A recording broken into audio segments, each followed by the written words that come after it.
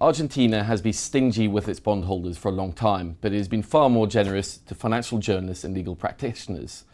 Last night, we had a new development in the fascinating case of Elliott Associates versus Argentina, or NML versus Argentina. The judge has affirmed his decision to award Elliott and the other hedge funds $1.3 billion and says Argentina has to pay it by December 15th. Otherwise, they might be able to reach into the payment system and take money intended for restructured bondholders. And this case is running and running. It isn't finished yet, but I'm lucky enough to have with me Whitney Debevoise, a senior partner at Arnold & Porter and a former executive director at the World Bank.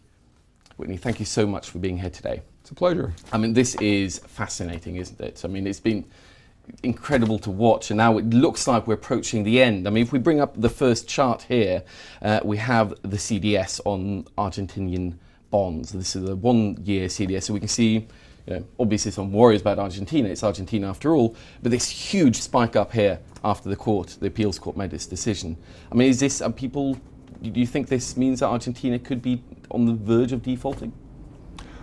This decision clearly puts a choice to Argentina, and if they decide that they don't want to pay the money into escrow, there is a real risk of default on the exchange bonds, as they're called. So that may be what you're seeing in these prices. Yeah, I guess this goes now back immediately to the Second Court of Appeals, and they will have to decide on the refinements here.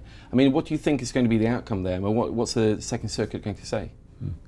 Well, the Second Circuit will be seized with this matter almost immediately, and you can expect that Argentina will run in and ask the Second Circuit to modify the terms of the stay order that was issued last night, which has Argentina putting in $1.3 billion paid into court.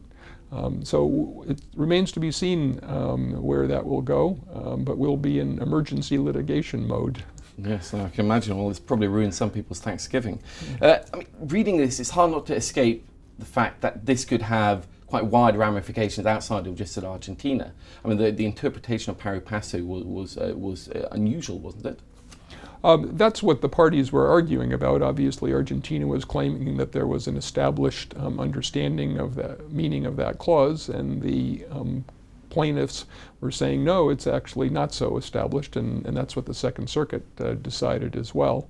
But there has, I think, been in the sovereign finance world a general understanding that this clause referred only to the legal ranking of obligations.